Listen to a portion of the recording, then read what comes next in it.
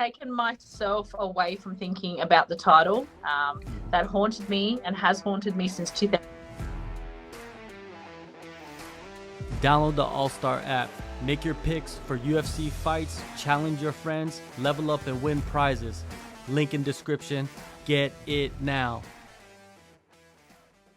Arlene, April 21st, Hawaii, Bellator 294. You get to introduce Sara McMann to the promotion.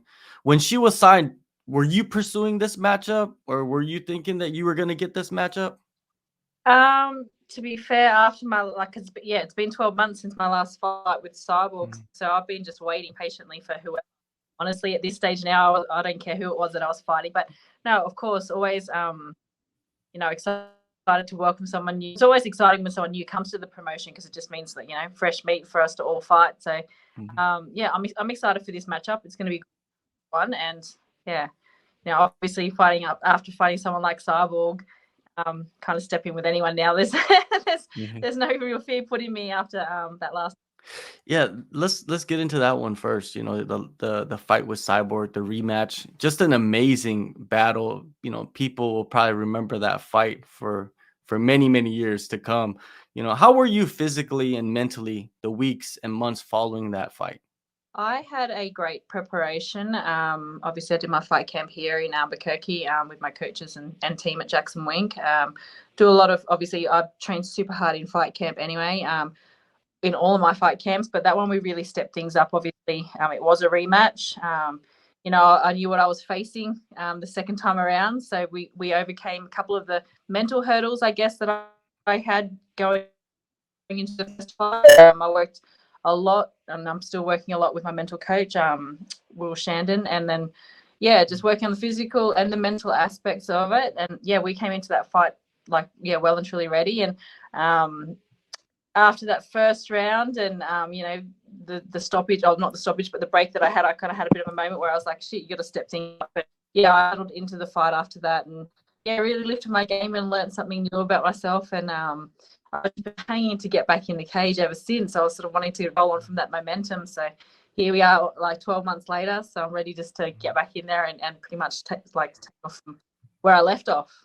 Has the time away, it's been a year, like you said, the hunger, do you feel like you're hungrier now because you went through that fight with Cyborg and you came out of it? And did you build confidence off that fight as well? Yeah, definitely. I was super keen to get back in the cage ASAP after that fight. I was, I learned so much about myself, and was just keen to get back in there. So I was sort of a little bit disappointed that it's taken so long for me to find an opponent, get back in there. But in saying that, that 12 months has given me a lot of time to continue training and continue growing, and I got a lot of things in my personal life as well that normally gets put on the back burner when I'm in fight camp and training. So I made the most here. Obviously, I love it's no secret in that.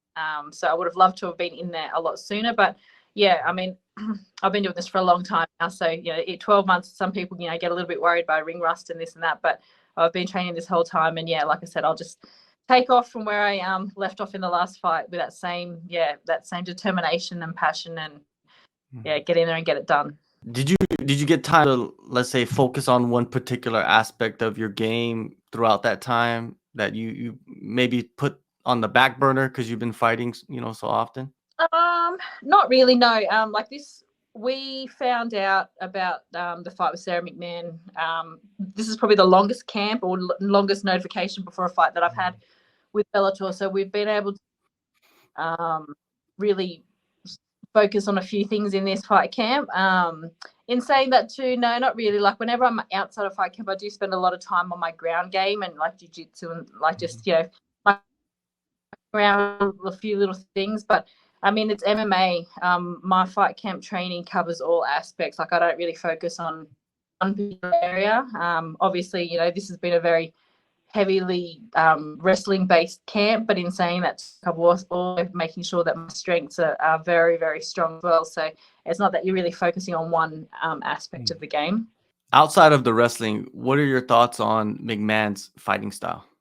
I feel like she's definitely learnt to round her whole MMA game as her time in the sport's progressed. You know, she's able to mix up her striking now, and obviously she's got like a good jiu-jitsu like game as well. So yeah, she's a dangerous opponent, definitely one that we're not overlooking at all. Like, I mean, to have a pedigree that she does in wrestling is she's no slouch in that area. But yeah, over the years, she's had some competitive fights in the UFC.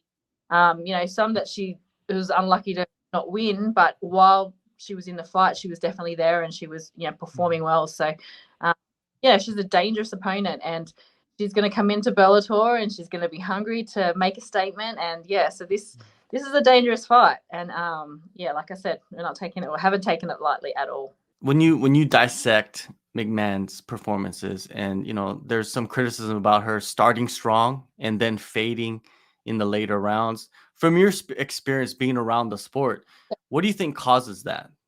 I guess maybe fitness.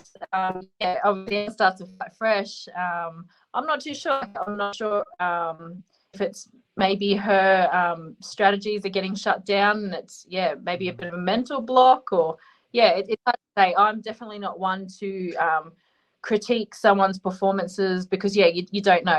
She might have been injured in fights. It might have been honestly. From experience, I'm not one to comment on those sorts of things. I personally thought that she's a strong fighter. Like I said, I've probably looked at things in a different way. I'm not trying to find sort of her weaknesses. I'm looking at all the areas that I find that she's very, very strong, and making sure that I'm going to be stronger in those areas. So I didn't actually see that she finishes she sort of fades or anything like that. So yeah.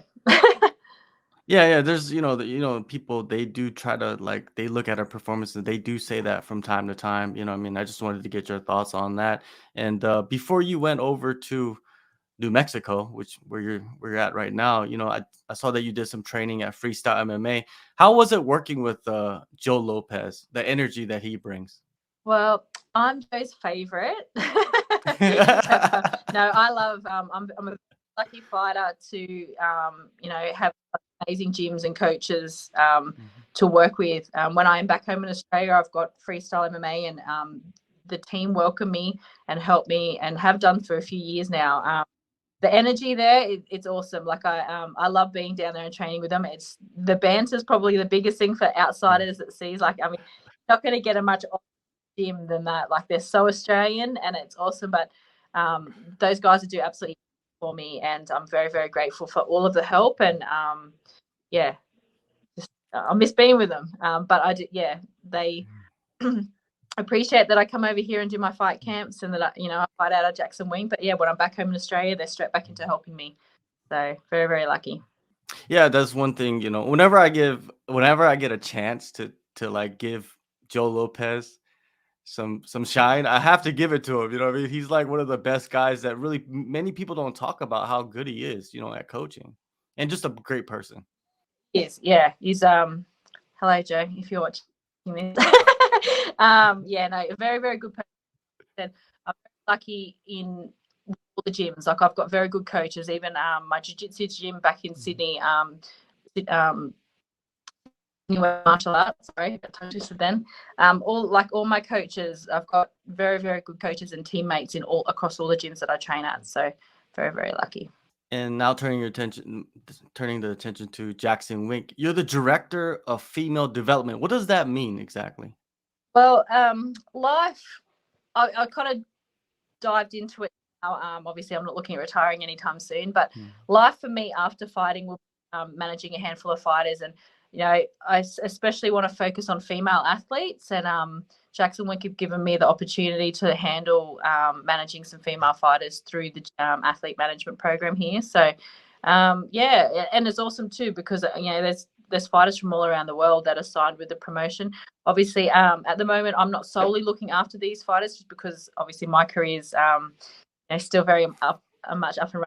So I'm very lucky that Jeff and Misha, who are also managers, are looking after that side of things for me as well, especially while I'm in fight camp. But it's just kind of dabbling with it now, and while I'm still experiencing all of it myself, just being a little bit of a mentor for these girls as well. I think with the management side of things, I've personally got a great manager and he's awesome, but there's other aspects that I want to sort of cover as a manager as well. And I think, you know, helping females, especially those that are mothers and, you know, juggling households and you know, partner and this and that, like, yeah, just just coming from a place of experience. I think that's, you know, an area that I'll specialize in. There's nobody better, you know what I mean? Like you'd be like the perfect candidate to handle anything in fighting, you know, Yep. like you said, you've been through everything and you know from their perspective, like what they have to handle, what they have to go through, right? I know there's like, I mean, I've been very lucky. I've only ever had one manager, and he's been Chris. Hello, Chris. I'm sure you're watching too. He's been phenomenal with me over the years. You know, he was very selfless, especially in the early days when I wasn't earning much money and you know, was financially struggling. Yeah, it's just things that he did for me would definitely be things that I want to do for my fighters as well. And yeah, just that level of compassion and yeah, not looking at it as a business transaction. Like it's very important for a fighter to feel like that they're worth more than just that paycheck. You know, that 10% paycheck at the end. There's got to be more. So I know there's been some horror stories, things that I've heard in the past. I myself have been very, very lucky, but yeah, I want to make sure that all my fighters have nothing but praise to say about me when all's said and done. Phenomenal. That's great to hear. And you know, there's a solid group of female fighters at Jackson Wink. Who has worked with you closely to prepare for Sara McMann? Well, I was very lucky. I've got Holly who came in on Tuesday. So she fought last weekend, and yeah, she came in to help with the rounds. One of the up and coming pro girls, Kaylee Ontef, she's fought on Invicta and she's floating around different promotions. She just recently got signed to another promotion, dropping down to 135. And I can't think of the name off the top of my tongue. She has been an amazing training partner over the years that I've been here. Just the style, stylistically, we're actually both helping each other with our upcoming opponents. So she's facing a striker and I'm facing a wrestler.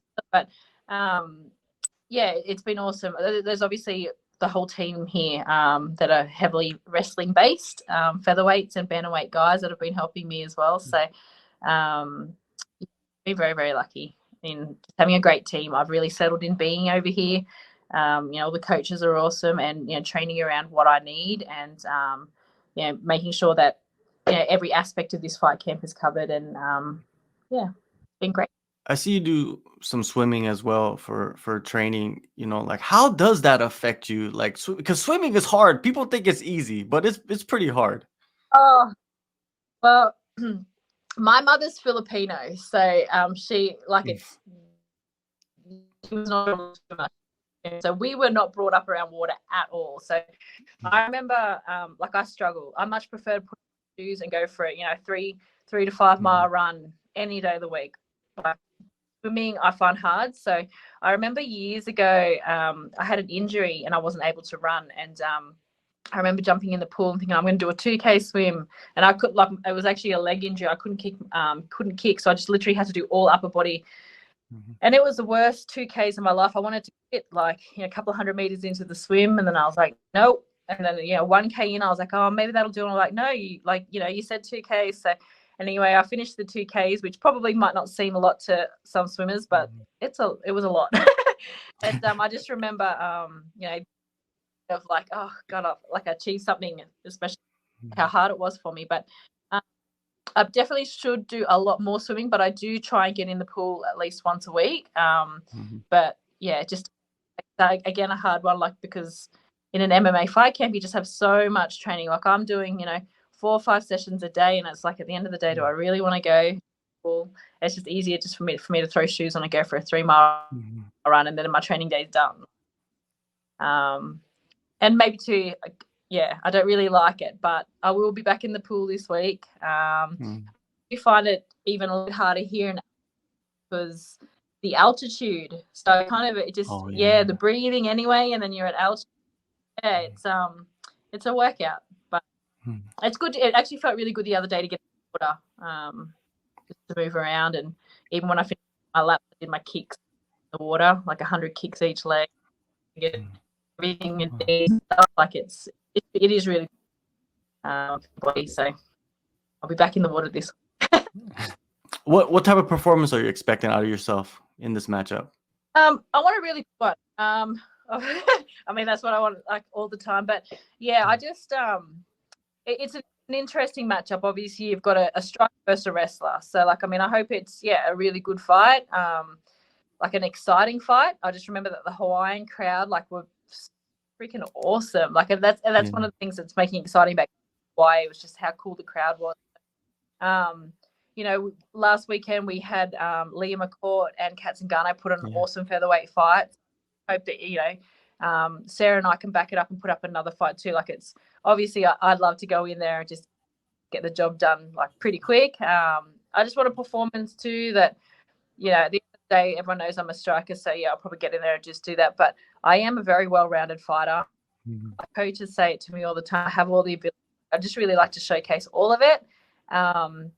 And just have some fun there. I say it every time. I was starting to actually have fun, believe it or not, in the Cyborg fight. So I just really want to carry it on from that. But definitely get my hand raised.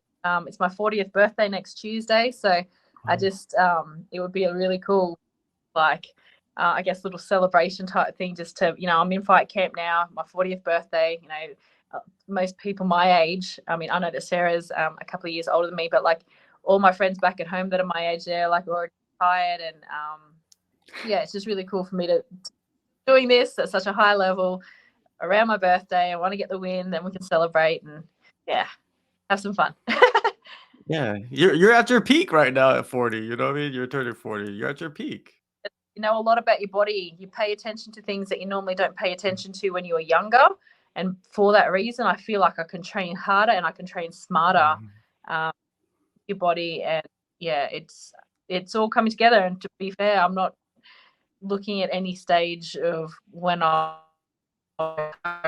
here with Holly, who recently just fought too, and she's 41 and the best performances of her career. Like, doesn't look like she's slowing down either. So it is awesome to be over here with her and bouncing off each other in camp and having a little stuff and then just going out there and still just getting the job done.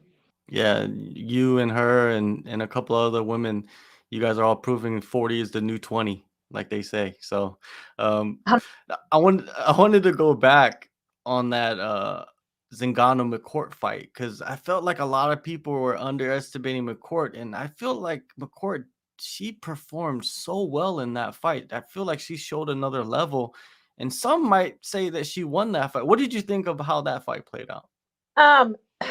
I feel like with a fight like that, you definitely lift. Like, I mean, that was 100% Leah's, best career performance. Fighting someone like Kat Zingano that made her lift, and she had to lift.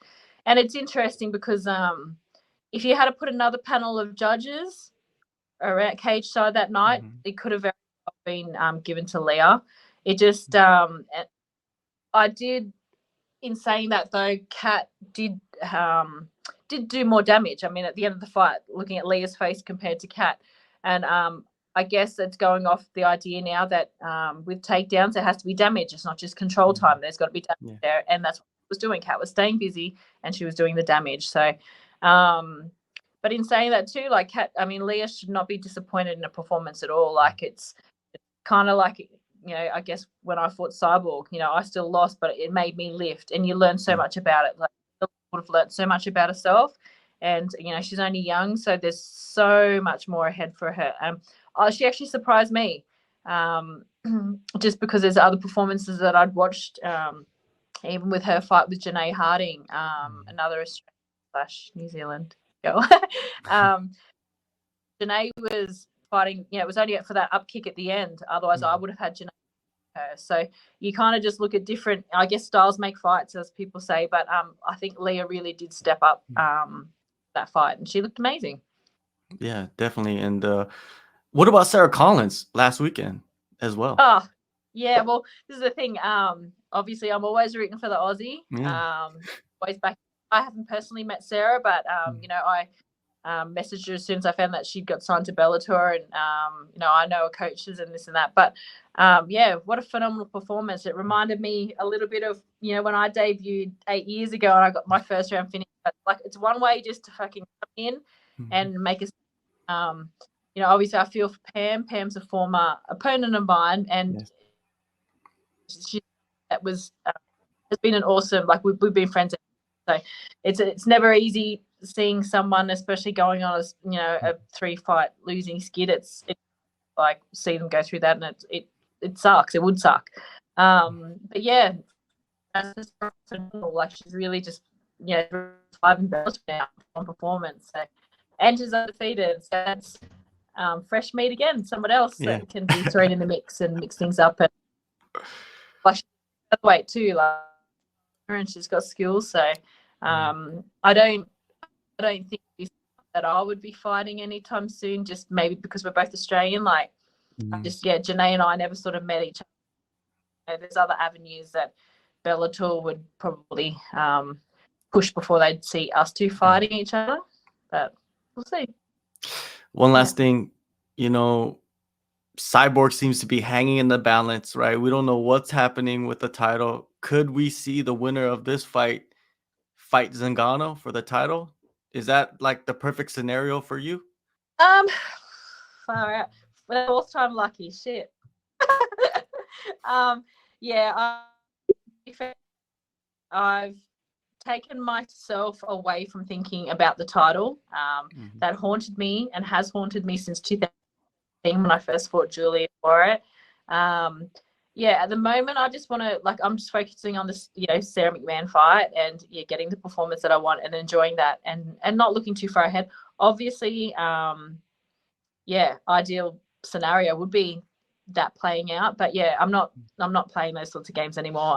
To be fair, I was like that after the first Cyborg fight, and then last year when that kind of just got sprung on me that we were rematching, it was just out of nowhere. So and it was nice like that too. I've done, like I said, 2017, that title's been evading me, and I'm not finishing up here with Bellator until I've won it. So but one fight at a time and just enjoy everything along the way. So for many years and many fights, I wasn't doing that, and it took a lot of the fun away. So whatever happens. That's my sort of motto with life as well. So what's meant to be will be. I